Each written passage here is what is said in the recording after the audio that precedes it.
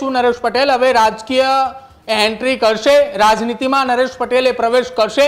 2027 પહેલા બેઠક પોલિટિક્સનો દોર શરૂ થઈ ચૂક્યો છે, પરંતુ આ એ બેઠક અને મુલાકાત બાદ રાજકારણની અંદર સંભવતઃ ઉથલપાથલના સમાચાર એટલા માટે રાજકારણમાં સારા લોકો આવે તો સારી જ વાત છે ને। ખોડલધામના ચેરમેન નરેશ પટેલના ઘરે જે છે તે બેઠકનો દોર હવે શરૂ થવા જઈ રહ્યો છે। શુભેચ્છા મુલાકાત ને રાજકીય મુલાકાત કહી જ ન શકાય ને। હર્ષ સંઘવી અને નરેશ પટેલની મુલાકાતને લઈને રાજકોટ સહિત ગુજરાતમાં અનેક ચર્ચાઓ થતી જોવા મળી રહી છે। 2027ની ચૂંટણી પહેલા શું કઈ રણનીતિ નરેશ પટેલના ઘરથી એ ઘડાવા જઈ રહી છે?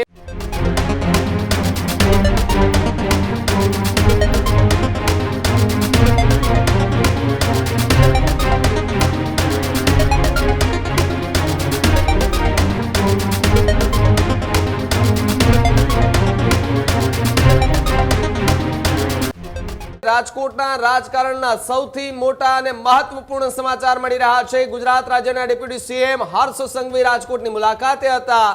સાંઢિયા પુલનું આજે એ લોકો માટે ત્યાં સાંઢિયા પુલ ખુલ્લો મૂકવામાં આવ્યો છે। હર્ષ સંઘવીએ રિબિન કાપી અને એ સાંઢિયા પુલ ખુલ્લો મૂક્યો છે।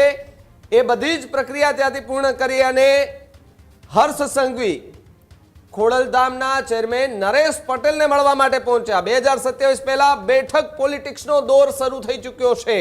હર્ષ સંઘવી નરેશ પટેલને મળવા માટે તેમના નિવાસસ્થાને પહોંચ્યા છે। હર્ષ સંઘવીનું નરેશ પટેલના ઘરે જવાનું કોઈ શેડ્યુલ ન હોવાની વાત સામે આવી રહી છે। અચાનક નરેશ પટેલના ઘરે હર્ષ સંઘવી પહોંચી ચૂક્યા છે, એમની સાથે મુલાકાત પણ તેમણે કરી છે। ત્યારે ગુજરાતના રાજકારણને લઈને આ સૌથી મોટા સમાચાર કહી શકાય કે જ્યાં ડેપ્યુટી સીએમ હર્ષ સંઘવી નરેશ પટેલના ઘરે પહોંચી ચૂક્યા છે।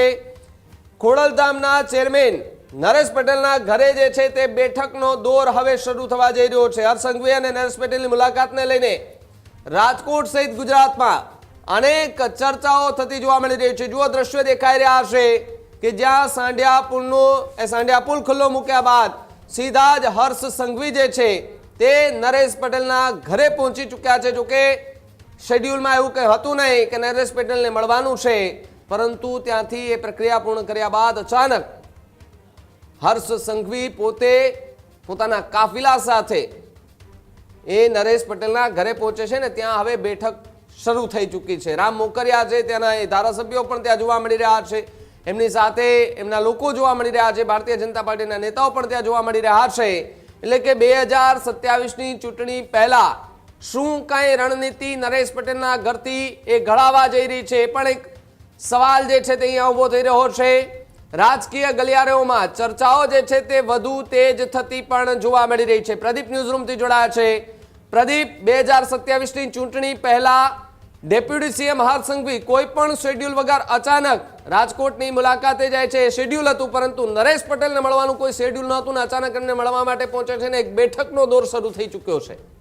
બિલકુલ ભાવિક, રાજ્યના નાયબ મુખ્યમંત્રી હર્ષ સંઘવી આજે રાજકોટની મુલાકાતે હતા। રાજકોટની અંદર નવનિર્માણ એ વિકાસના કામોના લોકાર્પણનો કાર્યક્રમ હતો અને તે વહેલી સવારે રાજકોટ પહોંચ્યો છે।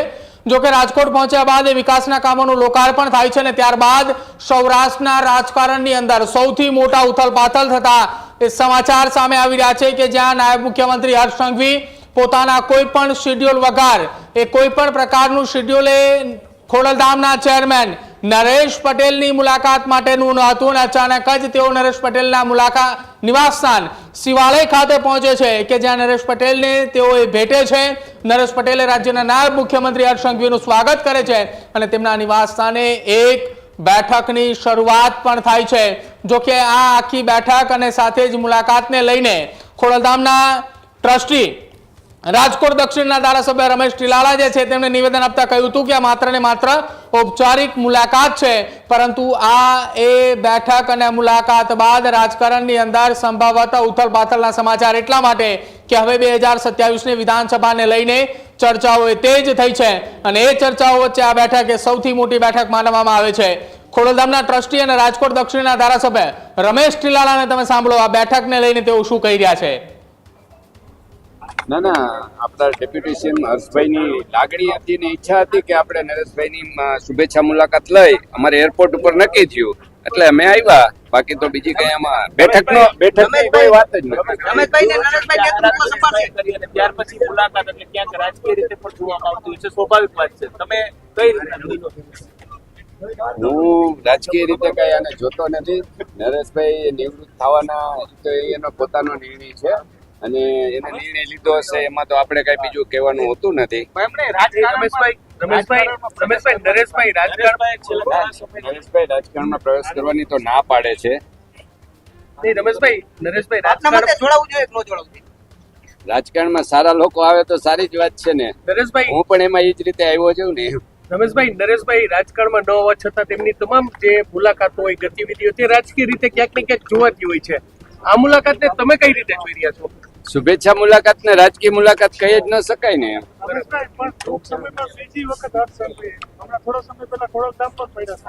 એને આ તો મેં કીધું એમ સામાજિક આગેવાન હોય એને અમે રાજકીય લોકો એને મુલાકાત લેતા જોઈએ. હું પણ ગઈકાલે ઘણા સામાજિક લોકોની ઘરે ગયો તો મળવા, એટલે એ તો સ્વાભાવિક છે કે સામાજિક લોકો સામાજિક કામ કરતા હોય તો એને અમારે રાજકીય લોકોએ મળવું અને એની શુભેચ્છા મુલાકાત લેવી એ અમારી ફરજનો ભાગ છે. તો થોડા સમયના અંતરિયાળની અંદર એટલે કે થોડા સમય પહેલા જ રાજ્યના નાયબ મુખ્યમંત્રી હર્ષ સંઘવી ખોડલધામ પહોંચે છે, ત્યાં નરેશ પટેલ સાથે મુલાકાત કરે છે, ત્યાં પણ એક બેઠક થઈ હતી. ત્યારબાદ ફરી એકવાર બેઠક અને સવાલ એ પૂછવામાં આવ્યો કે શું નરેશ પટેલ હવે રાજકીય એન્ટ્રી કરશે, રાજનીતિમાં નરેશ પટેલે પ્રવેશ કરશે? ત્યારે આ આખી ઘટનાને લઈને ખોડલધામના ટ્રસ્ટી રમેશ ટીલાળાએ જવાબ આપતા કહ્યું હતું કે મારી પણ એન્ટ્રી આ જ પ્રકારે રાજનીતિની અંદર થઈ હતી અને હું તો એ ઈચ્છું છું કે નરેશભાઈ રાજનીતિની અંદર આવે, પરંતુ એ તેમનો વ્યક્તિગત નિર્ણય છે અને તેઓ રાજનીતિની અંદર આવવા માટેની અનેક વખત ના પાડી ચૂક્યા છે. જો કે આ શુભેચ્છા મુલાકાત છે, શુભેચ્છા મુલાકાત અને રાજકીય મુલાકાત એ બંને અલગ અલગ હોય છે અને તેમણે એમ પણ કહ્યું છે કે રાજકીય પક્ષ સાથે જોડાયેલા નેતાઓ એ અનેક વખતે પોતાની શુભેચ્છા મુલાકાતો કરતા હોય છે. એટલે કે રાજકીય પક્ષ સાથે જોડાયેલા નેતા એ સામાજિક સંસ્થાઓ અથવા સામાજિક આગેવાનો હોય છે, સમાજના જે હોદ્દેદારો હોય છે તેમની સાથે અનેક વખત બેઠક કરતા હોય છે, મુલાકાત કરતા હોય છે અને આ પણ એ જ પ્રકારની એક બેઠક હોવાની વાત એ રમેશ ટીલાળા કરી રહ્યા છે. ટૂંકમાં હવે આવનારા સમયની અંદર ગુજરાતની રાજનીતિના મોટા સંકેત કહી શકાય. નરેશ પટેલના ફરી એક વખત રાજકીય એન્ટ્રીના સંકેતો પણ માની શકાય એ પ્રકારની વાત અત્યારે હાલ સામે આવી રહી છે અને રમેશ ટીલાળાનું આ સૌથી મોટું નિવેદન હાલ સામે આવ્યું છે કે હું પણ રાજનીતિની અંદર આ જ પ્રકારે આવ્યો હતો. તો હવે સંકેત માની શકાય કે નરેશ પટેલ કદાચિત આવનારા સમયમાં રાજનીતિની અંદર એન્ટ્રી કરે તો સંભવત શક્યતા કહી શકાય. ભાવિક, બિલકુલ પ્રદીપ, આભાર જોડાવા બદલ અને માહિતી બદલ.